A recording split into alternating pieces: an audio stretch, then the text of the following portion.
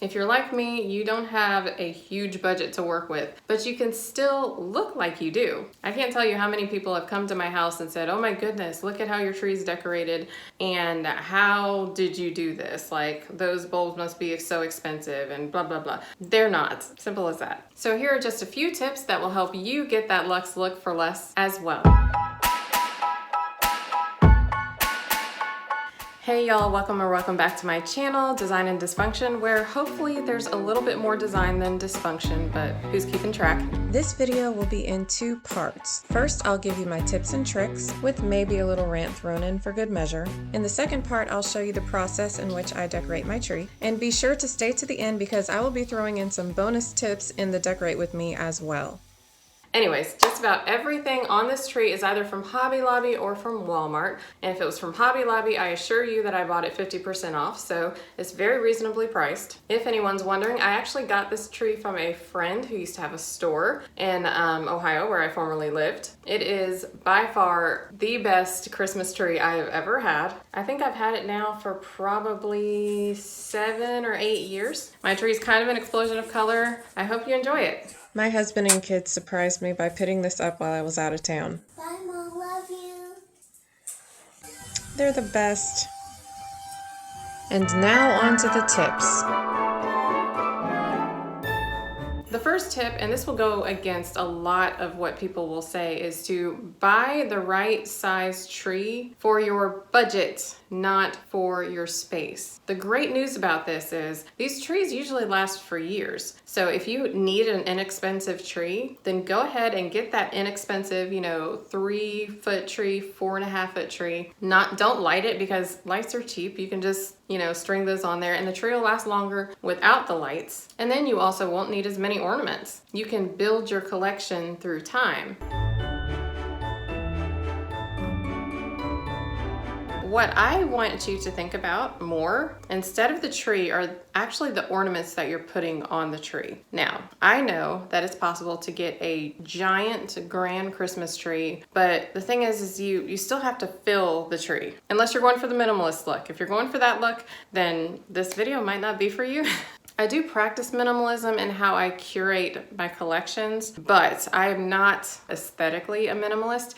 If you have a question about what I mean by different types of minimalism or aesthetic minimalism, I actually made a video about this last year for this channel under a different name. I will link that video in the description below and up here. To some people, this might look like a lot. To others, this might not look like much, but this is the vast majority of the Christmas decorations that I own. After dealing with lower quality decorations, I decided to invest in better, higher quality products that last. There's a lot of videos out there that tell you how to get a big full look from the Dollar Tree. And let me just preface this by saying, I have absolutely nothing against Dollar Tree. I like the Dollar Tree. I shop at the Dollar Tree for some things things that would be more disposable items, but I wouldn't consider Christmas decor disposable, because it's something that you can build upon year after year. Christmas for a lot of us carries a big weight of nostalgia about it. Like we remember Christmases past. We remember our grandparents or our parents or aunts and uncles. We remember whether it's reading the Christmas story with your family, waiting for Santa, thinking we hear something on the roof on Christmas Eve. There's all kinds of stuff we think about. So back to nostalgia. We've been conditioned in our society to think of things as very disposable. I actually did for a time buy some products from the Dollar Tree because I thought, hey, it's inexpensive, I can get a full look. And that was true, but only for the first year.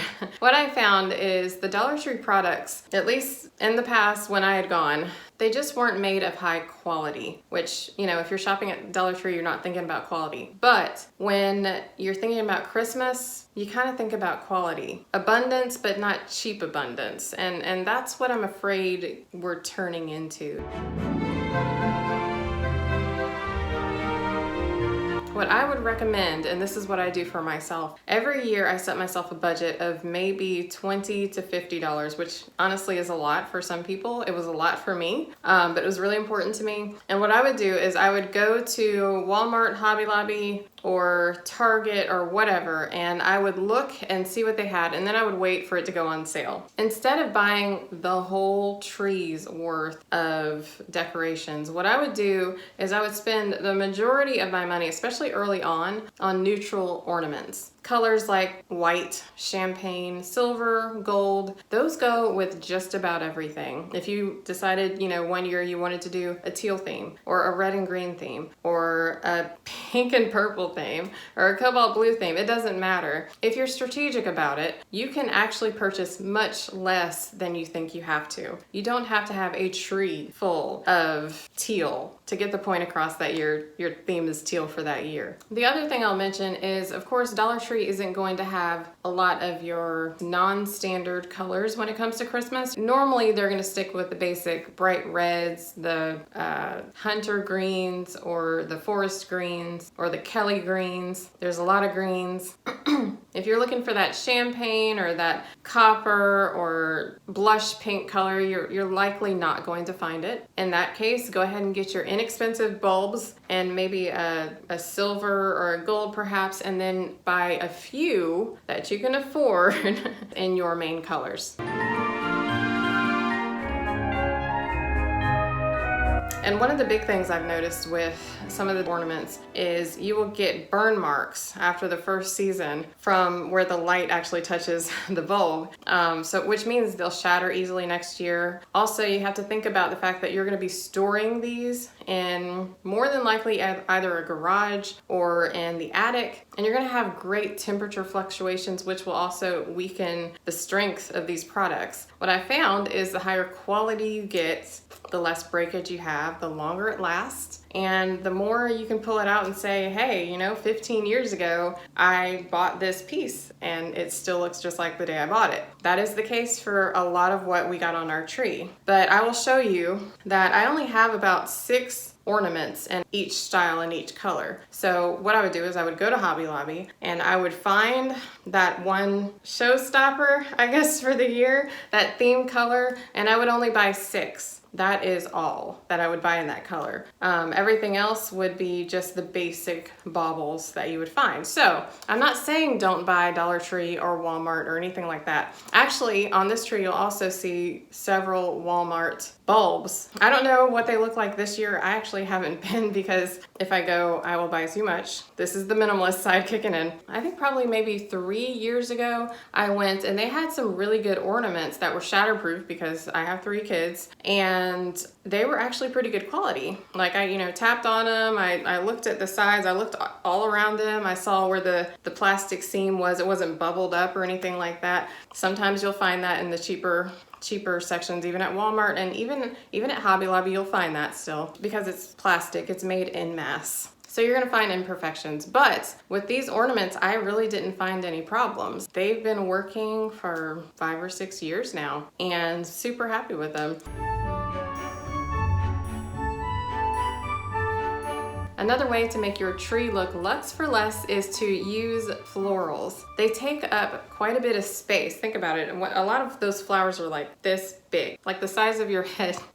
I have a big head, whatever. Instead of buying the picks, you can buy the whole bunch and just cut it apart. I do that for pretty much all of my flower arrangements. It gives me a lot more bang for my buck. And this I'll also say, if I'm going for that Luxe Looks, I probably would not get those flowers from the Dollar Tree because they fray easier around the edges. Also, the glitter that they use a lot of times is that the really, I guess, the big form glitter, and it falls off in clumps. I've had bad experience with it. I'm not knocking the Dollar Tree, don't come sue me. But I would say get higher quality because it'll last you longer. They won't start fraying around the edges.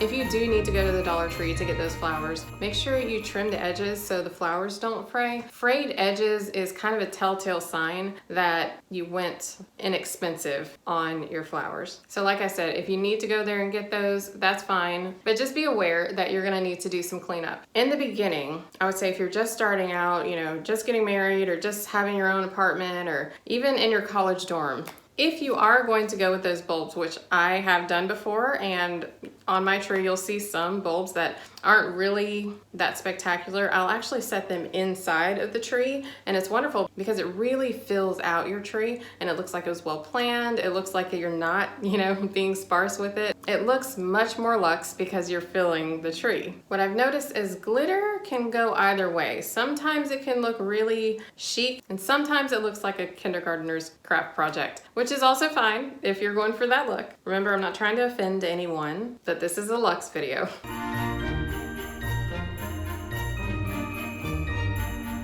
Let's get on with decorating this tree. First, you'll see that the tree is already lit, it's pre-lit, but I bought 2 strands of LEDs off of Amazon. They actually have 11 different settings that turn from white light to colorful. And no, it's still undecided whether I will be naughty or nice this year. The naughty side makes me happier. Nothing puts me in the Christmas spirit like the Grinch and his bad attitude. So here I am getting started with wrapping these lights, and I try to go inside of the tree with the lights, not just on the exterior, because it really fills out the tree. My kids had always wanted a colorful tree. I've always had white trees and I didn't want to invest in one, so this actually was the perfect compromise, and I'll be honest with you, I like it so much better. It still looks luxe and my kids are happy, which makes me love it even more. This was 2 or 3 bunches of sprigs that I bought a few years ago from Hobby Lobby. They're already cut apart. And I decided to add them to this flower arrangement as well. This is leftover from the autumn season.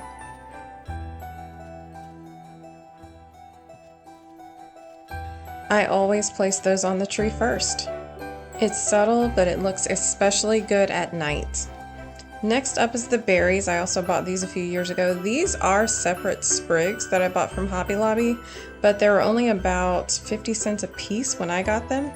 And I add those next right over the branches. The berries add so much dimension, and we haven't even put any bulbs on the tree yet. I love this frosted look. It goes so well with this flocked tree. This is one of my favorite inexpensive tricks. I only bought 1 spool of ribbon and I'm using it for this entire 9-foot tree. I actually went back to Walmart to see if I could find more of it, but I just couldn't, so it is what it is. And we made it work. As you can see, I'm placing this on the diagonal. I do decorate the back of my tree, but this will only be seen from the front, so a little bit goes a long way. Next, I place the flowers. This is 3 or 4 copper bunches that I got at Hobby Lobby as well. This tree looks amazing already without even a single ornament.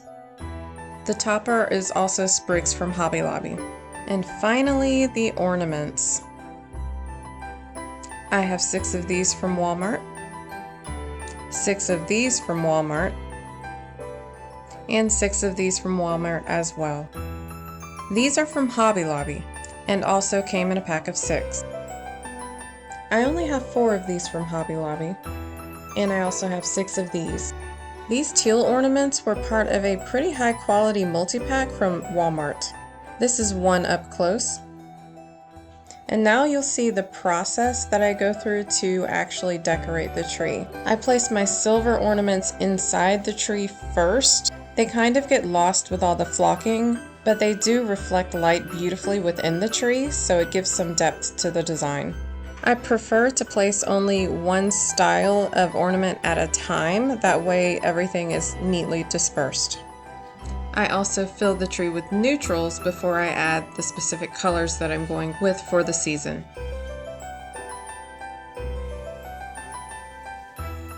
I am not certain what happened to the footage of me putting up the teal bulbs, the teal flowers, or the rest of the filler bulbs that I have. I actually went back and added some of the smaller white bulbs that you will see in the finished product. The white ornaments you see at the end were also from Hobby Lobby, and I actually bought those, I believe, the first year I was married. They are like 16 years old now and still look fantastic. Your ornaments should bring a smile to your face, and they should stand the test of time. Even though this tree is highly styled, there are ornaments that reflect every member of this family on the tree.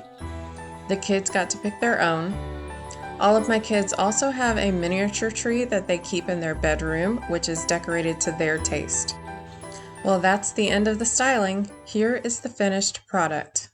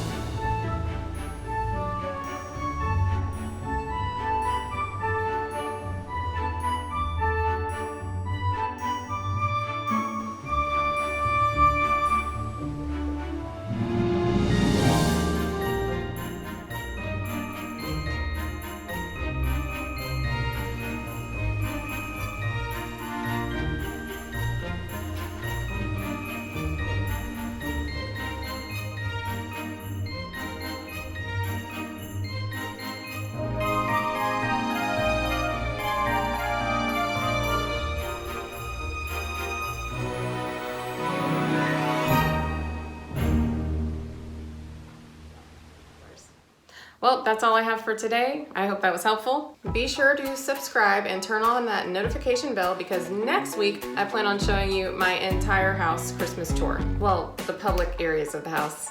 If you have any comments or any ideas about how to inexpensively decorate your tree, please leave them in the comments below. I'd love to hear from you. Thank you so much for watching. We'll see you in the next video.